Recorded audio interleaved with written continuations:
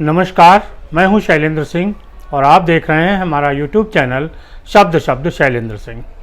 आज बात करेंगे केंद्रीय कानून मंत्री किरण रिजिजू और राज्य मंत्री एसपी सिंह बघेल को अचानक हटाने की जो घटना हुई है उसके पीछे लोग क्या सोच रहे हैं।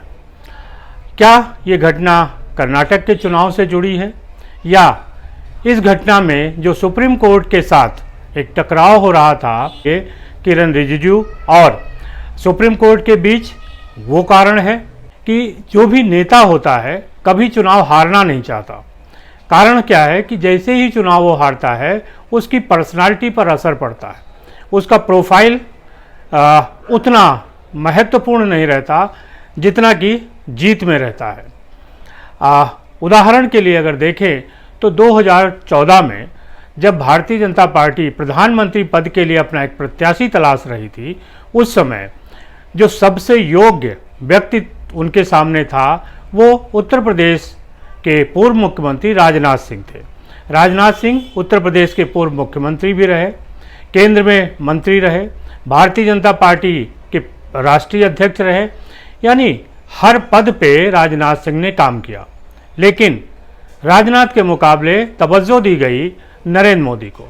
नरेंद्र मोदी जो कि गुजरात में मुख्यमंत्री बने थे 2001 में, और वो उस समय भी गुजरात के मुख्यमंत्री थे। दोनों में अंतर क्या था? अगर प्रोफाइल वाइज देखें तो राजनाथ की प्रोफाइल नरेंद्र मोदी की प्रोफाइल से बड़ी थी, लेकिन इसके बाद भी राजनाथ सिंह को वो चांस क्यों नहीं दिया गया? इसकी वजह ये थी कि राजनाथ सिंह ऐसे नेता हैं जो अपने कंधे पर पूरे चुनाव अभियान को लेकर और जीत हासिल नहीं करा पाए। 2002 में उनके नेतृत्व में ही उत्तर प्रदेश विधानसभा का चुनाव लड़ा गया था। राजनाथ सिंह मुख्यमंत्री थे और भारतीय जनता पार्टी की हार हुई।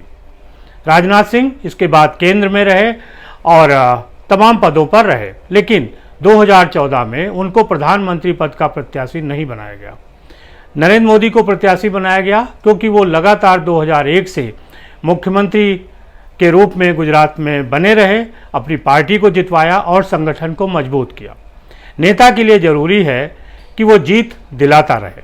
शायद यही वजह है कि कर्नाटक चुनाव में जो झटका भारतीय जनता पार्टी को लगा, खास तौर पर प्रधानमंत्री नरेंद्र मोदी को लगा, क्योंकि उन्होंने पूरे अभियान को अपने कंधे पर उठा रखा था और अपना जो ट्रम्प कार्ड था, भारतीय जनता पार्टी के पास जो ट्रम्प कार्ड हिंदुत्व का था, उसका उन्होंने भरपूर उपयोग किया। बली से लेके और बजरंग दल तक पूरे अभियान में चुनावी मुद्दा बनाने की कोशिश की गई। लेकिन उसके बाद जिस तरीके की भाजपा की हार हुई वो जबरदस्त थी। जबरदस्त इस मायने में थी कि कांग्रेस ने लगभग 2 गुनी सीटें भारतीय जनता पार्टी के मुकाबले जीती।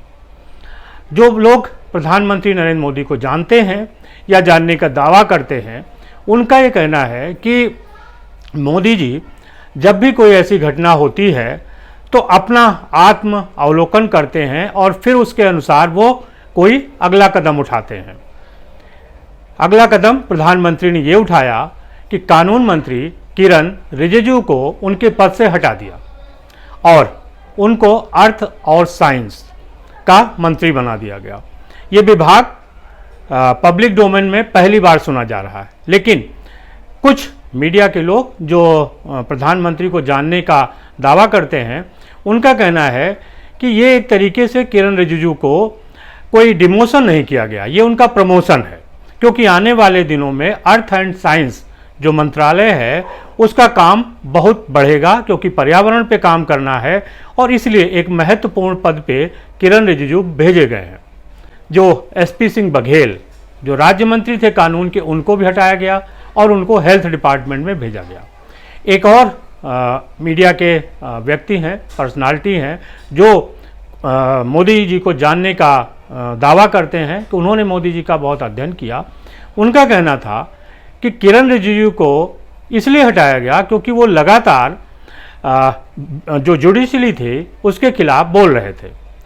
एक बात यहाँ समझने वाली है कि जिन नरेंद्र मोदी के बारे में कहा जाता है कि उनको अपने मंत्रालय, अपने मंत्रियों, नेताओं के पल पल की खबर होती है, वो क्या बोल रहे हैं, क्यों बोल रहे हैं, कहाँ बोलना है, कहाँ नहीं बोलना है, इस तक की पल पल की खबर हो, उन प्रधानमंत्री को किरण रिजिजू की जो भाषण थे, जो बात वो कह रहे थे जुडिशरी को लेके, वो 2 साल बाद समझ में आया।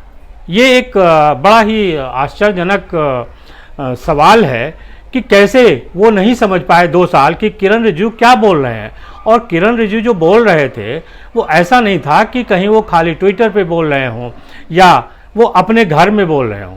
किरण रिजिजू बराबर जो सम्मेलन होते थे, जो पब्लिक फोरम होते थे, उन पे बोलते थे। और बोलते क्या थे कि जुडिशरी में सुधार हो। उस सुधार की प्रक्रिया को अटल सरकार ने शुरू किया था और वो बाद में मोदी सरकार ने भी आगे फॉलो किया। लेकिन 2017 में जब मोदी सरकार ने इसको फॉलो करने की कोशिश की तो सुप्रीम कोर्ट से एक ब्रेक लग गया और उसके बाद सुप्रीम कोर्ट का जो कॉलेजियम सिस्टम है उसके ऊपर लगातार एक सवाल उठते रहे। श्री अरुण जेटली ने भी इस मामले में सवाल उठाए जब वो कानून मंत्री थे। इसके बाद रविशंकर प्रसाद कानून मंत्री रहे, उन्होंने भी इस पे सवाल उठाया और उस समय तो कई जज एक प्रेस कॉन्फ्रेंस करने के लिए भी सार्वजनिक रूप से चले गए थे। जब रविशंकर प्रसाद को हटा के और किरण रिजिजू को कानून मंत्री बनाया गया, उस समय कहा गया कि चूंकि रविशंकर प्रसाद कड़े फैसले नहीं ले पा रहे थे, क्योंकि उनका जो उठना बैठना था वो उन्हीं लोगों के बीच था जो जुडिशरी में थे, इसलिए किरण रिजिजू को लाया गया है और वो अब कड़े फैसले लेंगे। किरण रिजिजू ने जिस तरीके से बोलना शुरू किया, उसके बाद ये लगा कि हाँ, हो सकता है कि सरकार अब जो न्यायिक सुधार की तरफ बढ़ना चाहती थी उसकी तरफ वो बढ़ेगी और ये उम्मीद की जा रही थी। केवल किरण रिजिजू ही नहीं, उपराष्ट्रपति धनखड़ जी भी इस मामले को लेके बोल रहे थे। तो एक ये माना जा रहा था कि कहीं ना कहीं जो केंद्र की सरकार है उसके पीछे वो है और ये लोग अपनी बात कह रहे हैं। पब्लिक डोमेन में पहली बार कॉलेजियम सिस्टम पे इतनी बहस शुरू हुई और आम जनता को लगने लगा कि हाँ, न्यायिक व्यवस्था में भी पारदर्शिता होनी चाहिए। ये एक डिबेट का विषय था और ये जनता के बीच आ गया। लेकिन अब एक दौर वो आया जब किरण रिजिजू को हटा दिया गया। जो विरोधी लोग हैं वो ये मान रहे हैं कि जिस तरीके से किरण रिजिजू लगातार हमले कर रहे थे जुडिशरी पे, ये उसका परिणाम है। प्रियंका चतुर्वेदी जो शिवसेना की नेता हैं, उनका ट्वीट देख लीजिए। उसके बाद कपिल सिब्बल जो कांग्रेस के नेता हैं, उन्होंने भी इसी तरीके का ट्वीट किया। तृणमूल कांग्रेस के नेता सौगत राय, उनका भी यही ट्वीट है। तो एक ट्वीट के जरिए जो विरोधी नेता हैं उन्होंने बताने की कोशिश की कि किरण रिजिजू का कोई प्रमोशन नहीं किया गया है, उनको एक तरीके से कानून मंत्रालय से हटाकर नए मंत्रालय में भेजा गया है। अब इसके पीछे की वजह क्या है? दरअसल इस पूरी अगर कहानी को देखें तो इसका जो एक ब्रेकिंग पॉइंट है वो है गुजरात में जब राहुल गांधी के खिलाफ वहाँ के मजिस्ट्रेट ने एक फैसला दिया कि उनको 2 साल की सज़ा होगी, जो उस मसले में मैक्सिमम सज़ा थी। उसके बाद उन जज का जो मजिस्ट्रेट थे उनका प्रमोशन किया गया। इस बात पे उनके प्रमोशन पे रोक लग गई और रोक लगने के बाद एक तरीके से ये मैसेज हुआ कि पूरी जनता ने ये समझा कि चूंकि उनके फैसले से सुप्रीम कोर्ट संतुष्ट नहीं था, इसलिए ये किया गया है। लोकतंत्र में जब बहस होती है तो ये ज़रूरी नहीं होता है कि जिन लोगों के बारे में बातें हों वो पब्लिक डोमेन में कुछ कहें। ख़ास तौर से जो राजनेता हैं वो अपने बारे में कहते नहीं कि उनके फैसले के पीछे क्या वजह होंगी, लेकिन जो लोग उनके समर्थक हैं और जो उनके विरोधी हैं वो अपने अपने तरीके से उसका आकलन करते हैं। किरण रिजिजू को हटाने के पीछे जो बड़ी वजह वो जुडिशरी के साथ एक टकराव था। दूसरी बड़ी वजह कर्नाटक की हार थी। कर्नाटक की हार के बाद कहीं न कहीं भारतीय जनता पार्टी को ये लगने लगा कि उन्होंने जो मुद्दे उठाए और उन पे जो आरोप लग रहे हैं, अब उनको लेके एक बीच का रास्ता तय करना होगा। आपको याद दिला दें कि जिस दिन कर्नाटक का नतीजा आया, ठीक उसी दिन उत्तर प्रदेश का निकाय चुनाव का भी नतीजा आया। निकाय चुनाव में भारतीय जनता पार्टी ने बड़ी जीत हासिल की, लेकिन उसके बाद जो ट्वीट हुआ उसमें मुख्यमंत्री का नाम गायब था। तो इस तरीके का जो संदेश है वो देने की कोशिश शायद भारतीय जनता पार्टी कर रही है कि उनके लिए नेता का उतना महत्व नहीं है जितना महत्व मुद्दों का है। भारतीय जनता पार्टी केवल कर्नाटक चुनाव ही नहीं हारी है, इसके पहले वो हिमाचल का चुनाव भी हार चुकी है, पंजाब में उसकी सरकार नहीं थी फिर भी वो चुनाव हारी, और पश्चिम बंगाल का चुनाव भी हारी। पश्चिम बंगाल और कर्नाटक अगर इन दो चुनावों को देखें तो ये लगभग एक जैसी स्थिति में लड़े गए। भारतीय जनता पार्टी ने अपने सारे घोड़े खोल दिए और वहाँ पे उन्होंने हिंदुत्व को मुद्दा बनाया, लेकिन जो मुद्दा था वो चला नहीं। पश्चिम बंगाल भी भाजपा हारी और कर्नाटक भी हारी। अब एक बार शायद प्रधानमंत्री, जिनके बारे में कहा जाता है कि वो हर बार अपने आत्मलोकन करते हैं और उसके हिसाब से नई रणनीति तय करते हैं, हो सकता है कि कर्नाटक की हार के बाद वो एक अपना आत्मावलोकन कर रहे हों और इसके बाद वो कोई नई रणनीति लेकर आए, क्योंकि 2024 का जो चुनाव है वो बहुत खास है, बहुत महत्वपूर्ण है, खुद प्रधानमंत्री के लिए भी और भारतीय जनता पार्टी के लिए भी। विपक्ष ने जिस तरीके से घेराबंदी शुरू की है वो आसान नहीं है। जिस तरीके से भारतीय जनता पार्टी के नेता खामोश होते हैं, वहाँ सारे फैसले प्रधानमंत्री के होते हैं। ऐसे में जीत हो या हार उसकी जिम्मेदारी भी प्रधानमंत्री की होती है, भले ही इस बारे में कोई कुछ कह रहा हो या न कह रहा हो। भारतीय जनता पार्टी पे एक बड़ा आरोप ये लगता रहा है कि वो जो संवैधानिक संस्थाएं हैं उनके ऊपर नियंत्रण करना चाहती है, और इसमें सुप्रीम कोर्ट भी सामने आ रहा था। ये माना जा रहा था कि सुप्रीम कोर्ट में कॉलेजियम सिस्टम में पारदर्शिता को लेकर जो सवाल उठ रहा है वो एक तरीके से पूरी जुडिशरी पर नियंत्रण के लिए हो रहा है। हो सकता है कि अब इस परसेप्शन को बदलने के लिए किरण रिजिजू को हटाया गया हो और उनको दूसरे विभाग में भेजा गया हो। इसका परिणाम क्या होगा, क्योंकि जनता को लग रहा था कि पारदर्शिता होनी चाहिए, और यहाँ पे जनता किरण रिजिजू के साथ भी थी और प्रधानमंत्री नरेंद्र मोदी के साथ भी थी। आज सोशल मीडिया पे तमाम तरीके के जो संदेश पढ़ने में मिल रहे हैं, आम जनता के बीच जो बातचीत हो रही है, उसमें यही हो रहा है कि कहीं ना कहीं प्रधानमंत्री नरेंद्र मोदी और भारतीय जनता पार्टी की केंद्र सरकार बैक फुट पर आई है, और किरण रिजिजू को लेकर जो उसका फैसला हुआ है उसके पीछे कोई और वजह है। प्रियंका चतुर्वेदी ने खास तौर से जिक्र किया महाराष्ट्र सरकार पे, जैसे कोर्ट का फैसला आया और अडानी और सेवी को लेके जो फैसला आया उसको लेके कहीं ना कहीं भारतीय जनता पार्टी को ये सोचने के लिए मजबूर होना पड़ा कि अब वो जो जुडिशरी है उसके साथ अपने संबंधों को किस तरीके से सुधारने का काम करे।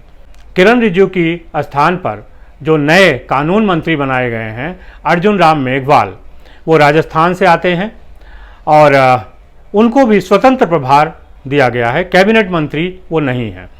किरण रिजिजू कैबिनेट मंत्री थे, यानी कानून मंत्रालय को लेके उनके पास ज़्यादा पावर थे, और अर्जुन राम मेघवाल के स्वतंत्र प्रभार हैं, उनके पास उतने पावर नहीं हैं, और जो मुख्य निर्णय होंगे वो प्रधानमंत्री ही लेंगे, क्योंकि स्वतंत्र प्रभार का जो मंत्री होता है वो कई निर्णय नहीं ले पाता है।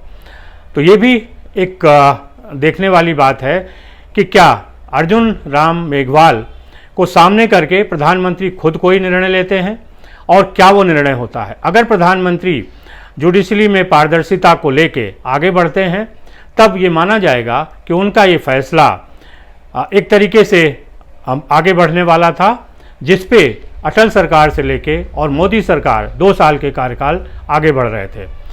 अगर इस पे कोई फैसला नहीं होता है तो ये माना जाएगा कि निश्चित तौर पे भारतीय जनता पार्टी ने एक बीच का रास्ता चुना।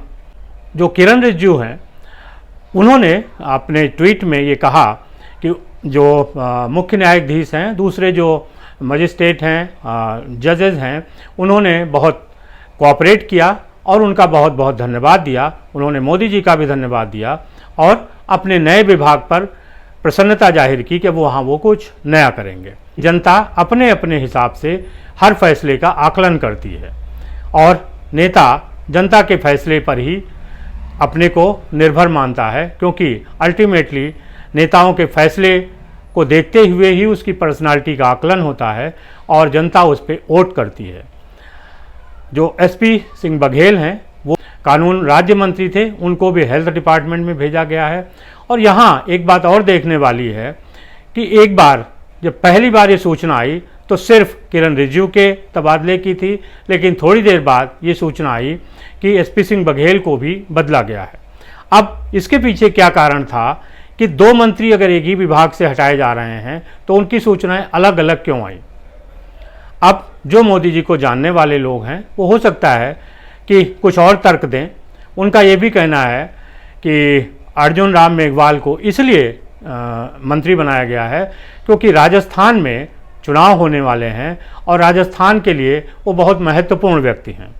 देखना ये है कि इस फैसले का राजस्थान के चुनाव पे क्या असर पड़ता है और भारतीय जनता पार्टी पे क्या असर पड़ता है। जुडिशरी को लेके जो पारदर्शिता की तरफ पार्टी बढ़ रही थी, सरकार बढ़ रही थी, उसका क्या होता है? आपको क्या लगता है और आप किस तरीके के विचारों को व्यक्त करना चाहते हैं, ज़रूर बताइएगा। शुक्रिया, धन्यवाद।